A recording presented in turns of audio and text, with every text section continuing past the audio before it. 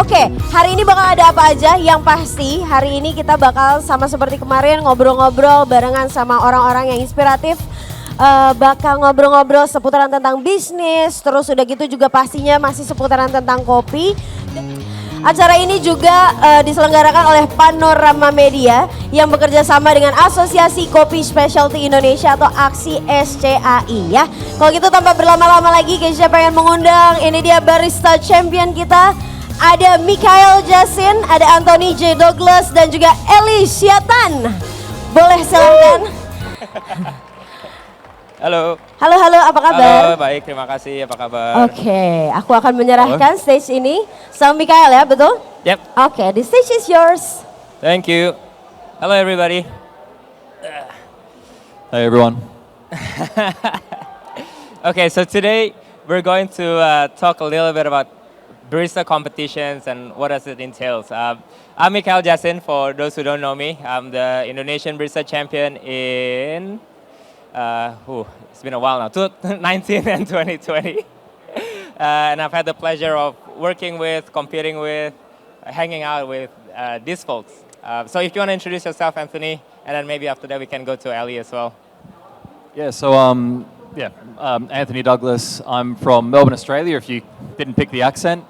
I've been competing for about 7 years, starting all the way back competing with this guy in Melbourne, so that was good fun. And I work for a company called JIEXPO Coffee Roasters in Melbourne. Sweet. And Ellie? All right. Well, I'm Ellie from Singapore. Well, I competed just very recently in 2022 in Melbourne. Came in third for Brewers Cup.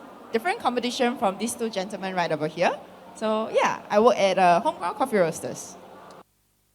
So, I guess the question, well, always the first question that everybody asks is, when did you start competing and why did you decide to compete?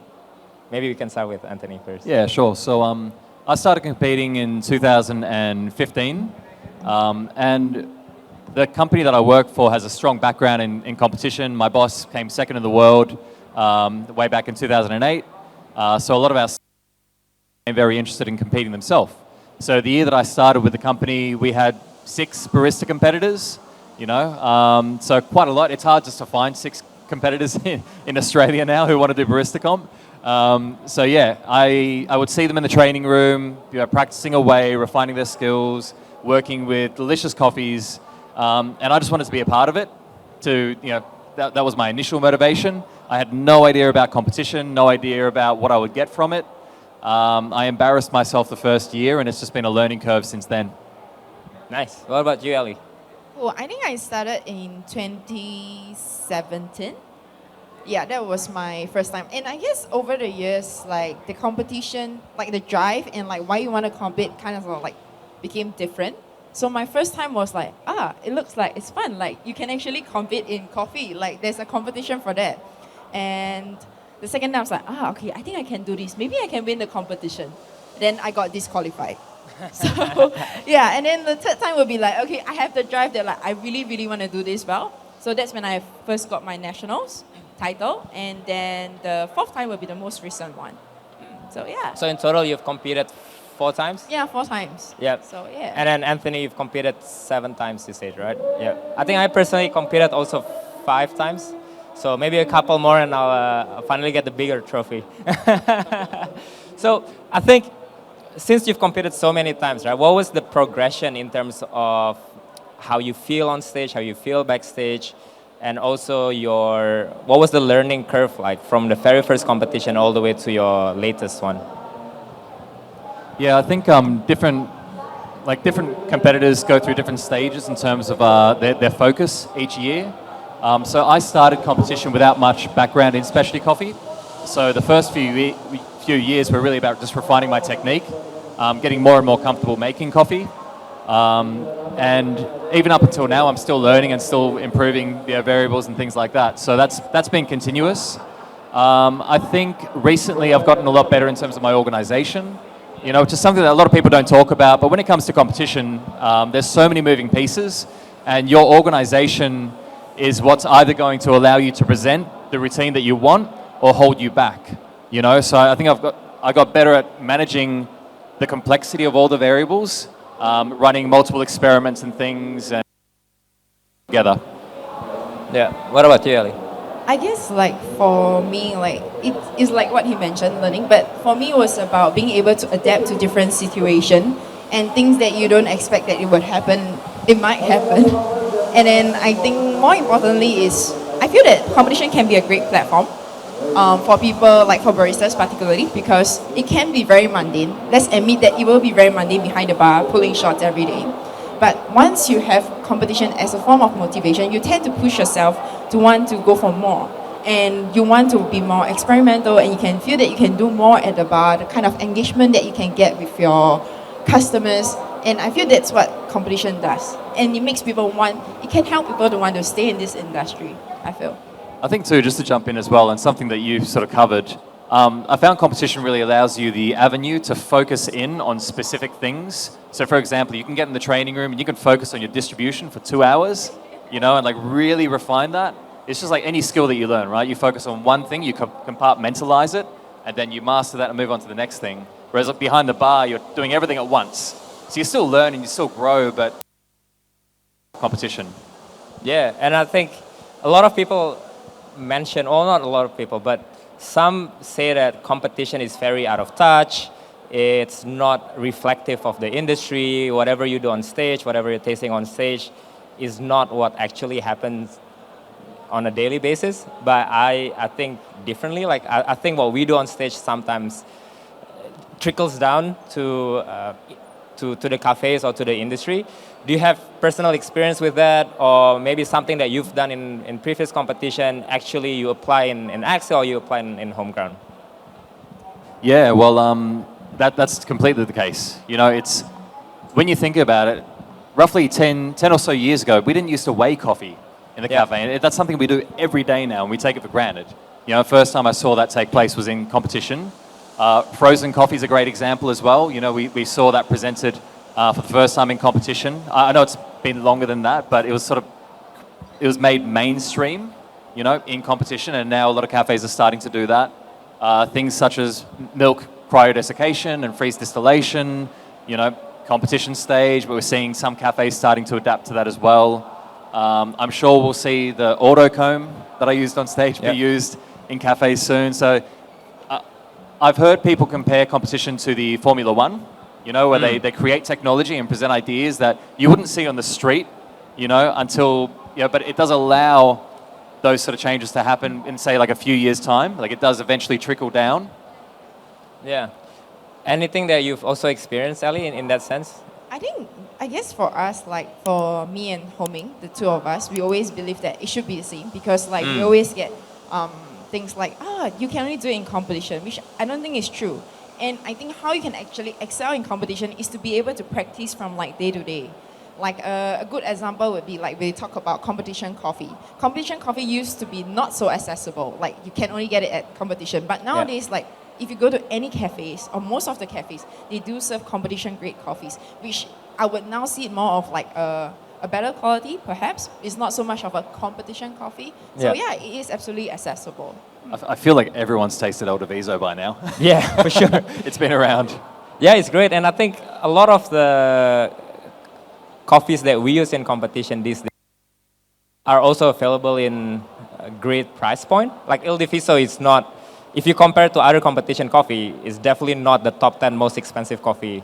Yeah, I originally bought it WBC. for $52 AUD per kilo. Yeah, so the coffee that I used was $15 a kilo. So, well, I don't know how much was Napoleon, but mine costs a little bit more because I use less coffee, so I have a little bit more budget. But even then, even then, you still get access to those because people like you sell it by the 15 grams, right? By the tube, right? Or Park Brew Boy sells it, by 10 grams or whatever. So not everybody has to buy a kilo of coffee, 2 kilos of coffee. Now they're available in single dose. So yeah, it's great.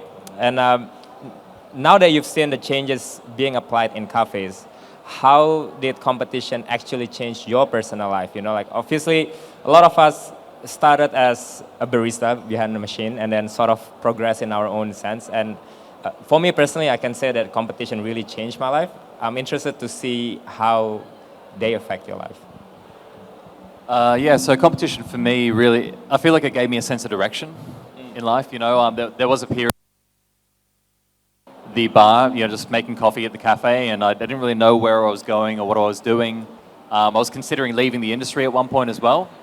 And then I sort of realized with enough exposure to competition and people who competed that I can actually forge a career for myself, you know, through competing and through doing well in competition, and you know, there's opportunities and things that will be presented to you. So yeah, it gave me direction.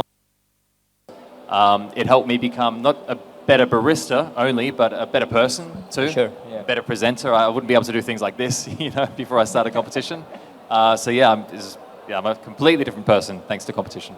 So how about you, Ali? But I guess it's very similar. Like you have to be able to articulate yourself better, to be able to convey your message in a effective way, and that actually helps me to communicate with my team, like within the company and within our team members, like what would be the best approach to reach out to someone. So that's what I think competition actually help. And I think most importantly, it's very similar. I'm not sure, like, have you ever have thoughts like leaving the industry? But for me, it did happen to me before. I was like, should I continue or not? But every time when you see someone at the stage, you know, I still get goosebumps nowadays, like, you know, watching people by the stage. And that moment when they're standing there praying, or like, you know, that 10 or 15 minutes that they get, that still trigger me. Like, I still feel very, you know, excited about that, yeah. Yeah, well, I never really thought about leaving the industry. Well, I was a barista for a few years, and then I was on a cross path where I either go pursue coffee, or I just graduated from my master's degree back then, or I work in marketing. That was my degree, and I chose coffee. And since then, I never really looked back. I never really thought about leaving the industry. But a lot of that was seeing competitors, you know, seeing you, seeing Matt, seeing the other Matt. we have a lot of Matts, all the Matts, all the Matts in coffee. And then I think seeing that, well, to me in my head back then, if you become a Barista Champion or if you become a Brewers Champion, then you can have a longer career in coffee. You can make a living out of coffee. And especially when I moved back to Indonesia, I think that's something that, or Asia in that matter, it's something that a lot of baristas feel, because here you don't get paid as well as being a barista in Melbourne or in Zurich, you know, like the pay is different. So a lot of people see competition as a way of changing life, you know, like either by getting paid better or better opportunities or being a better person, hence you can present yourself better or create better personal branding, that kind of stuff. So yeah, never really thought about leaving the industry now. But back then, when I was trying to change, well, not change career, when I was trying to choose a career path, I did have my doubts. So, and then obviously you all work with a lot of baristas in your team. Did you see any change from before you became a champion? And then, like say with you, after you came back the next morning, because you won in Melbourne, right? You won at home. So did you see the difference between, you know, 2 weeks ago when you were a national champion or a world champion to the next weekend when you go back to work, and then do they see you differently? Do they treat you differently, or? Yeah, you know, some people did. Yeah. Which is funny, you know, because I'm the same person, just a different title. Yeah, some people did, and then some people, like, yeah, I'd walk into the cafe the next day, like, oh, hey Anthony, what's up? Like, yeah, cool. Keep you humble. Exactly, you got to stay humble. But yeah, you know, I feel like a lot of baristas they feel more responsibility now because it's like Axel's sort of home of the World Barista Champion. So I feel like a lot of them have really stepped up their own standards because people are coming in with a certain expectation. So that's one thing I have noticed across the team. And a lot of them too just generally seem a little bit more excited about coffee, which is great. Yeah. How about you, Ellie? How about Singapore? I guess they are the same. For my team member, it's more or less the same. The same O. Not much difference for them, I guess. But but sometimes it's quite funny when I walk into my own cafe and then people start looking at me like, it's her. That kind of feeling. But then I'm like, do I know you? It was more of that. But I think it's pretty much the same for myself. It's funny you say that because so the moment I won, my boss got into like the marketing material, posters put up of me in every store. So I'll be sitting in a cafe on the laptop and then customers will be like, looking at the poster, look at me. Poster? Me. Wait a minute. I think you need pictures of yourself as well, Ellie, at home ground. Like it's all around. Oh yes, I think one thing that changed, not really changed, but like my ops manager, she's a great salesperson. So what she did was like whenever I'm on, she's just like, she's on shift, so she won't let me leave the bar. Basically, I'm just stuck behind the bar like all the time. Yeah, so. Handcuffed underneath. Yes. Milk it, right? Milk it as much as you can. Great. And then so a lot of these talks when we talk about competition and winning championship, a lot of people see only when we lift the trophy. Like that moment, people think that they didn't get to see the hard work behind it, right? What was your lowest point when either preparing for a competition or after competition? Is there anything that you want to share about that?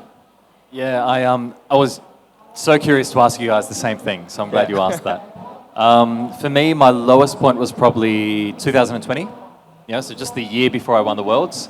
So that year, we had COVID and a bunch of other personal issues and things like that. So I let my physical health go. I let my mental health go. Wasn't in the best place.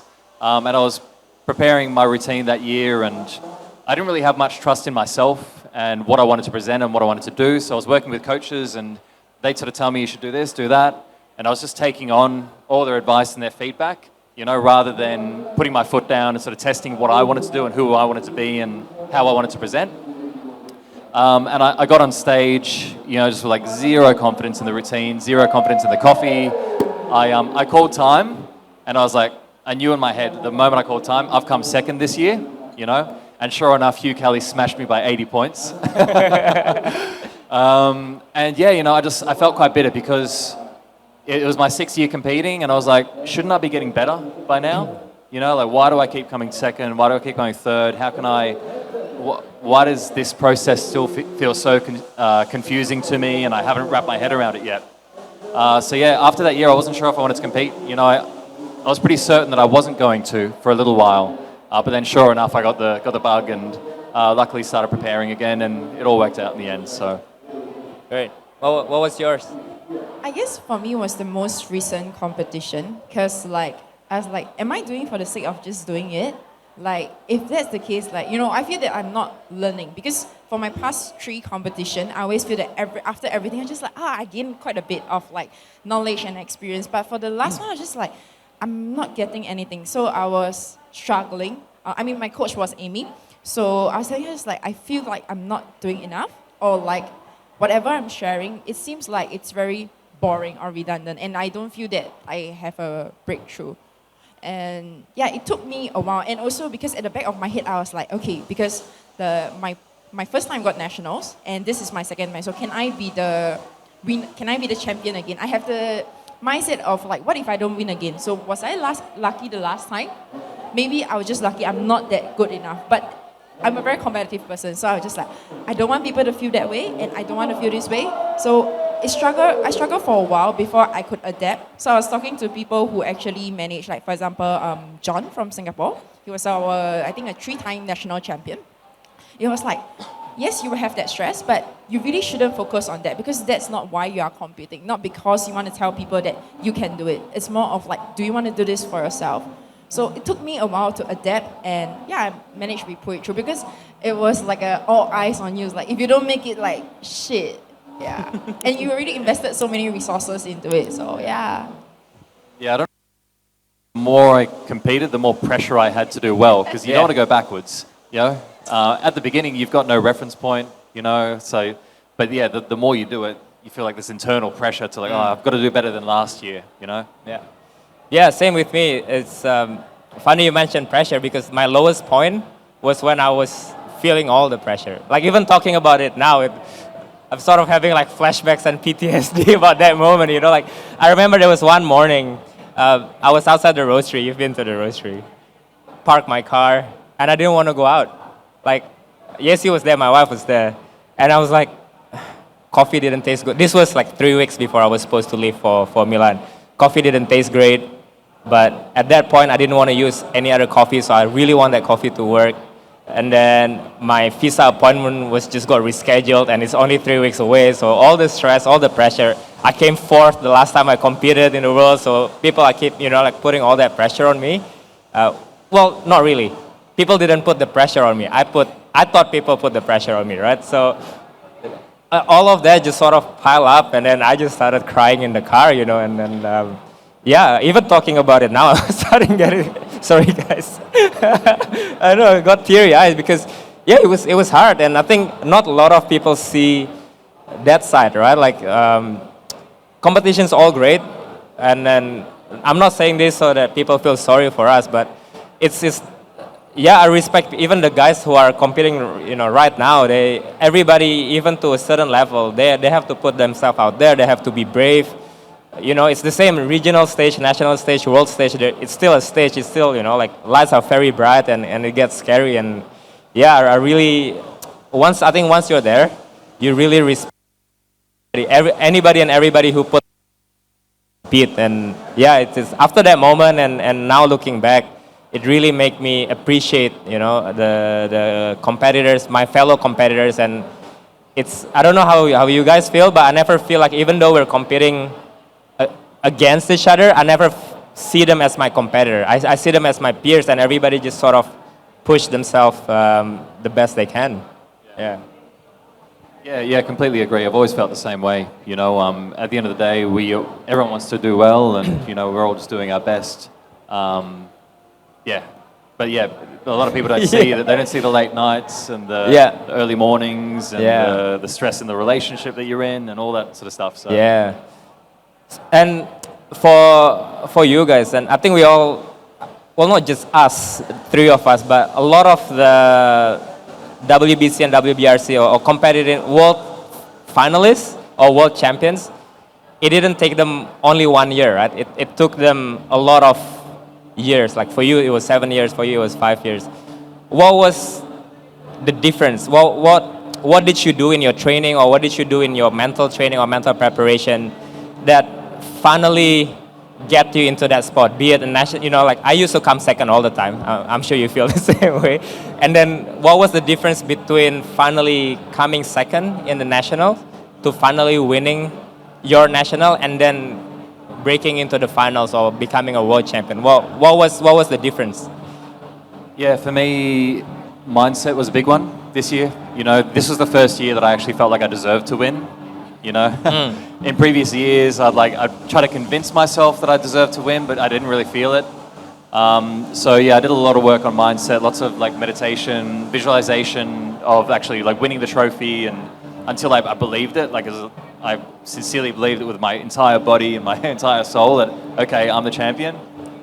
So I did a lot of work there. I also put the work in. I think confidence is a big one when you're competing, and judges can feel confidence. Yeah. And I think one of the only ways you can feel confident is if you've Training. put everything on the table. You've tested every variable you can. There's no open loops. There's no doubt. You are making the best quality coffee you can. And I think if you're in that place, and if you tick all those things off, that makes you a really strong competitor, and the judges will see that. So when I competed when I won, the judges came up to me. One of them in particular, she's like, "Anthony, what happened to you? There's something different about you this year. I don't know what it is, but your energy is completely different." And I think that's a big part of it. Yeah, mine was very similar. I think uh, I lost my national 2018, and then when I was preparing for the 2019 season, I said to myself, I'm really tired of coming second, you know, like, because I'm doing comps, yeah, sure, we want to improve and all that, but it feels nice to win as well, right? So I really wanted to win. So a lot of the shift was actually the mental shift for me.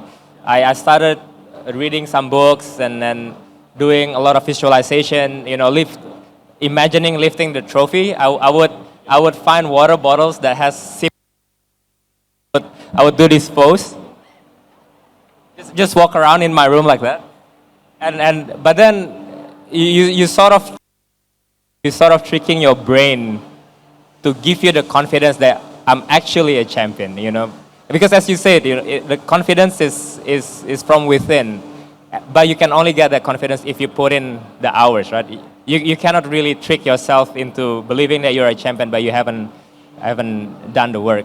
Absolutely. And just super quickly to jump in. So, yeah, reached a point where so I was visualizing every morning and every night that I was winning, and I'd cry and I'd feel the emotions and all that sort of stuff. And I reached a point where one morning, like 2 months out from competition, I visualized it and it just felt incredibly real. And I bawled my eyes out. And I was like, it's happened. I've won, you know? This was 2 months before. I think every day since then, I was really motivated to get in the training room and to prepare because it felt like the event had already happened and I was just waiting for it to take place. Yeah. I guess I'm quite surprised because I didn't know you guys do this too. Because I mean, I do it You myself. thought you're crazy, right? Yes, yeah, because I don't go and I mean, it's quite weird. I mean, I thought it was quite weird to do that. Like, to imagine all these things, are you out of your mind? Or why would you think about all this? But I guess it really helped. One of the things that I realized that what all champions have is they have very good mental capacity. They really can handle a lot of stress and they can, they know how to deal with themselves. It's also part of a process of getting to know yourself better. So one example that happened to me the year that I got disqualified, because for brewers there was a compulsory and open. And after I finished my compulsory, the moment I walked out of the room, I already knew I got disqualified because I did not serve the right amount of coffee that I should be serving. And I went home, I started crying, but I still have to do my opens then the next day. Then I was like, I don't want to do it, because I know I'm going to be a loser and why should I even bother? But then for me, my roaster, he actually encouraged me. He said, you should do it. Get the most out of it so that you can apply it next year. This is not the end. So I guess that actually helped me to become a stronger person in terms of how to handle myself mentally. And yeah, but of course, competition also kind of destroy your mental health sometimes. Yeah, at the same time that it makes you a better person, it also destroys you a little bit. So, but I think that's what makes it so good, right? Because it's the roller coaster, right? It's the roller coaster of emotions that makes you feel alive.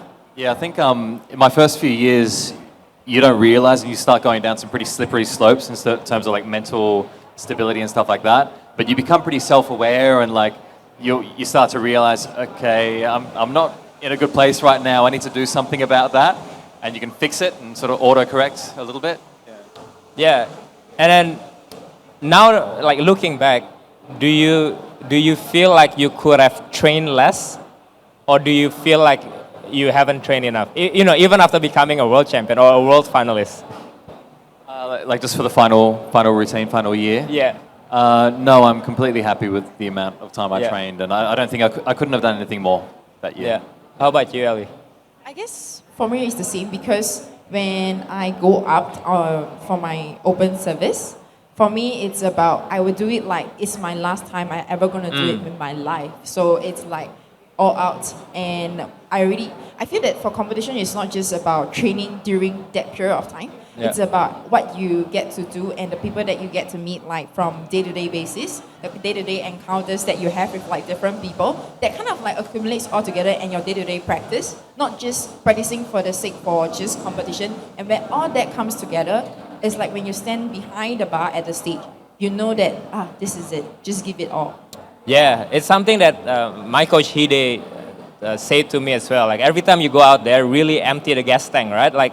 So that you don't feel any regret, because before that, especially with my last WBC in Milan, even though I came 7th, you know, like in terms of ranking, I went down the ranking. I felt much happier in Milan than I did in Boston, because really there was nothing left. There was nothing else that I could give. There was no more minutes that I could spend in training room. There was no more recipes or no more roasting profiles that I could play around with. I really have given it my all, and I think knowing that I've given it my all, I was happy, you know, like, but then maybe I could have went to the finals again. But then if I knew I didn't train as hard, maybe I would be disappointed, or I would feel regret because, oh, what if I train more, you know? Maybe it's a different story if you win the thing, but. Yeah, but I guess in competition, there's no what if I fail. Like, Yeah. if you keep thinking like that, you actually discourage yourself. Mhm. So, yeah, it's whatever happens, it happens. Yeah. I think too, because I used to fall into the trap of comparing myself to a lot of people. Yeah. And I'd see every competitor is different. You know, some competitors can train from morning till night, and that's not me. I train in like short stints. And sometimes the best thing to do might be to go for a walk, or to go meditate, or take a nice hot bath. You know, like, so it's finding that balance between recognizing when training more will actually add value to what you're doing, or you should just do something instead, or get an extra hour of sleep, or go have a healthy meal, or something like that. So it's a balance that takes a little while to find, but yes, not more hours in the room isn't always the best thing to do. Yeah, I guess like for me, it's the same. Like, even though, I mean, my goal was of course to be the World Brewers Champion. Even though I did, but I came in third, but I was still extremely happy because it feels like if this is how far I can go, I'm glad. And if I want to do it again, I'll do it again. So yeah, with everyone's encouragement, I choose to stick to the coffee that I really want to use, despite different feedbacks. Yeah. I choose to choose the favorite roaster that I have. So yeah, I think with everything come together, if this is how far I can go, I'm happy. Yeah. Yeah, and then with I'm sure with your presentation and yours and mine as well, after competing for several years, you kind of found your voice or the message that you want to deliver, right? And how did you get there? The reason why I'm asking this is because I'm sure we have a lot of team members in our own team, and then they want to compete, and then they always compare themselves to us. You know, a lot of people came up to me, oh, but I don't want to use Indonesian coffee, or I feel like I have to use Indonesian coffee, for example, right? Or maybe with you, I don't want to use the autocom, or with you, I don't want to put hot water on top of my decanter, right? How did you find your own voice and message, and what's your, I guess, tips for baristas who are watching us right now on finding their own voice? Yeah, I think at the end of the day, your routine has to come from you. It has to be yours. You have to have ownership of it. I've presented routines in the past where I've like taken ideas from here and there, and I've watched this routine, and you get on stage and you don't have confidence because it's not something you're passionate about. This year, I was crazy passionate about my routine, and everyone could feel that, everyone could recognize that, and that gave me a lot of power in my concepts. So I think the most important thing is to, think of something that you're excited about, or like a problem you want to solve, for example, in the industry, and be open to everyone's feedback, consider everyone's feedback, and pick and choose what resonates with you the most. Like, you don't want to close yourself off and be like, no, this is what I'm doing, I don't care what you all think, because there's a lot of people out there who have really good input and feedback and advice to give. So consider it all, and then at least that way you've considered the options and you've chosen what's best for you. Yeah, I find meditation and visualization helps you find that.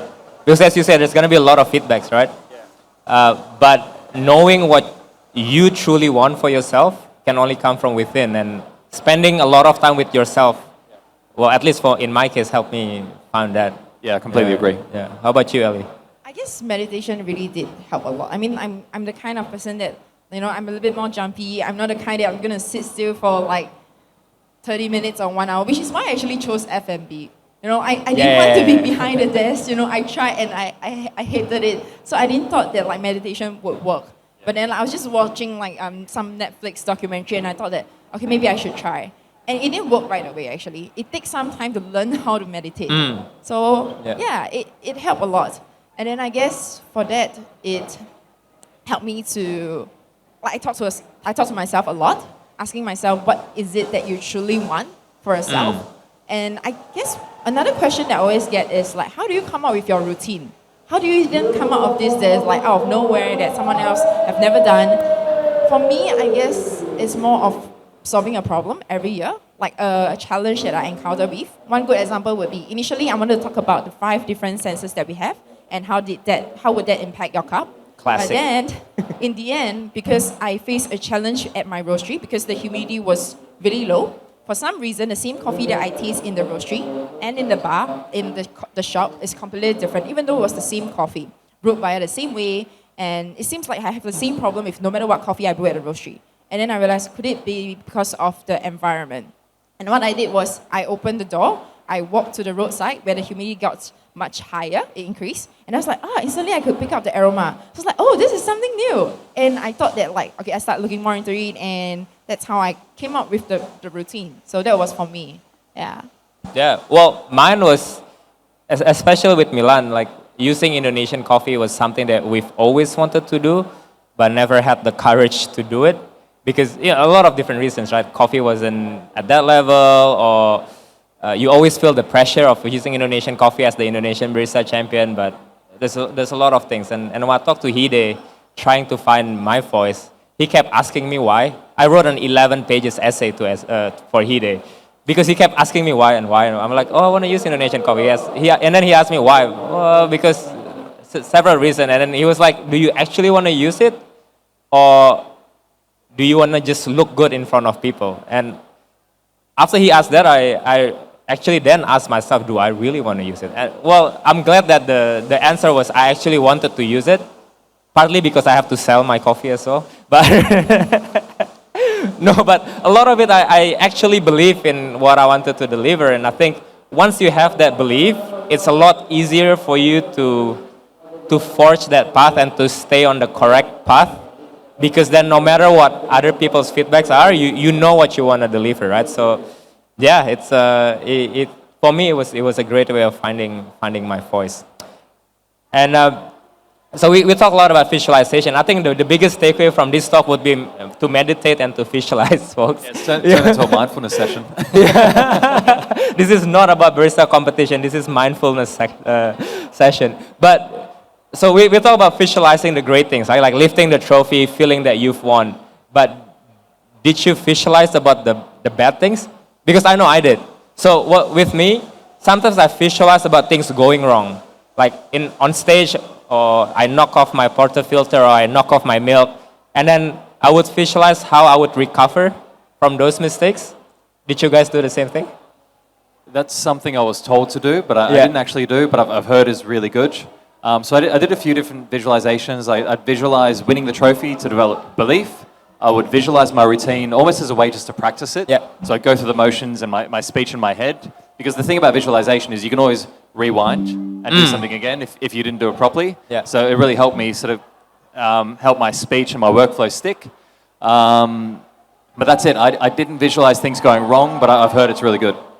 Yeah. I mean, I do that. Like, for example, like I'm very afraid of lizard. Like I become an Olympic runner if I see a lizard. I really run away. I start screaming and all that kind of stuff. So I've ever imagined, like, what if I'm brewing and then a lizard, for whatever reason, falls into the dripper or on the table, what I'm gonna do. So yeah, like, I do like the worst kind of visualization, or if something topples or something goes wrong. Yeah, it kind of helps because I know that if that really happens, I know what I should be doing. Yeah. So. Yeah, I did that also because of that. And I also did a lot of the visualization that I did while exercising. So I purposely exercise so that my heart rate would be pretty high, like 150 BPM or whatever. And then I would try to recover from that, or I would try to memorize my line. Because when you're nervous, when you're up on stage, your heart rate goes higher, right? So I always tell our team members who are competing, you try to memorize your line or try to deliver your presentation while exercising. Because on stage, your body wouldn't feel or wouldn't know the difference, right? If you're exercising or if you're nervous or if something goes wrong, they don't know the difference. You know, your body or your mind just think that you're just exercising. So if you're used to that condition, if you're used to adversity on stage, if anything happens, I feel like it could help. Yeah. Yeah. Oh, you go first. I mean, like, I do the same. So because for mine, the open service is 10 minutes, so I always sprint for 10 minutes. I walk for 10 minutes. I do this like multiple times in one day, and then I'll just repeat. And that kind of like helps, because then I also know how 10 minutes feels like. Yeah. And another way that I do is I like to watch documentaries of like different sportsmen. I think that helps a lot. You know, like when you witness that moment, it helps you to visualize better, or like you see how can they actually, I don't know, perceive for so long, like, and hold that for so long. It's like, if they can do it, why can't I do it? That kind of feeling. Yeah. Yeah, I feel like I'm learning so much about you guys. This is great. But yeah, I used to do, like, just to try to replicate adrenaline and stuff on stage. Like, before calling time in the training room, I'd like do push-ups or jumping jacks or things like that, just to get my heart racing and get the nerves and feel more pressure in the training room. Because I always think, and I'm sure you guys agree, but the more pressure you can put yourself under in the training room, the more comfortable you are on stage. The stage is. Yeah. I feel like, well, this is one of the reasons why I did all that visualization, because I look into Olympic athletes and really top level athletes, and because basically barista competition is like an athletic competition, right? So, and basically try to replicate what those top level athletes did to get them their trophy and their medals. So I've been getting my time check reminders.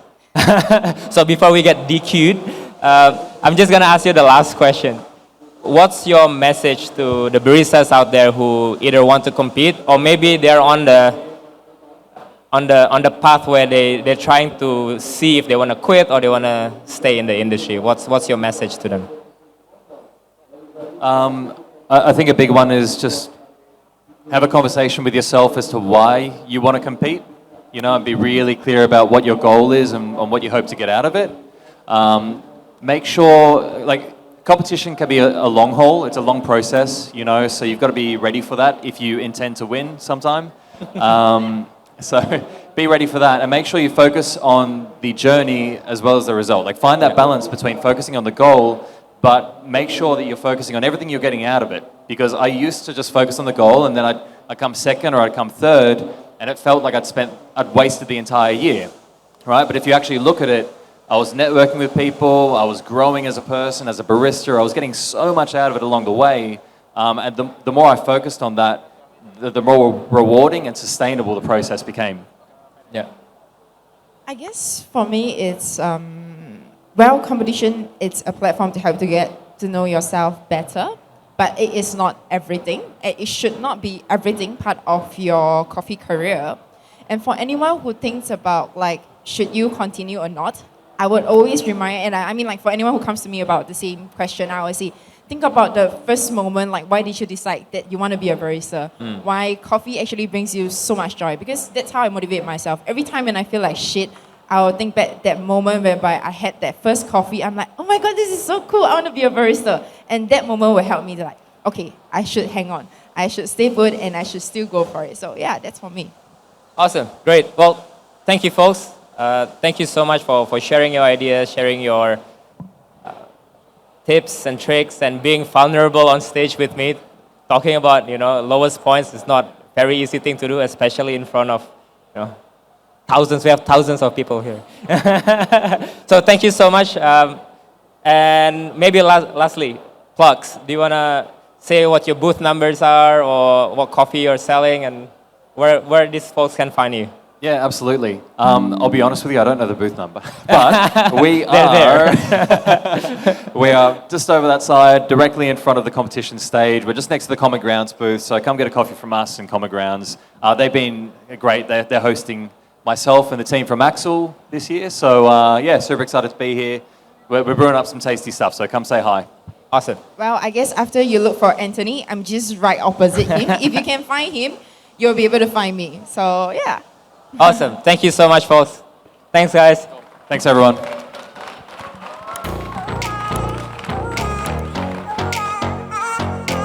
Oke, sekali lagi boleh minta tepuk tangannya untuk Barista Champions kita. Ada Mikael Jasin, Anthony J. Douglas, dan juga Elysia Tan.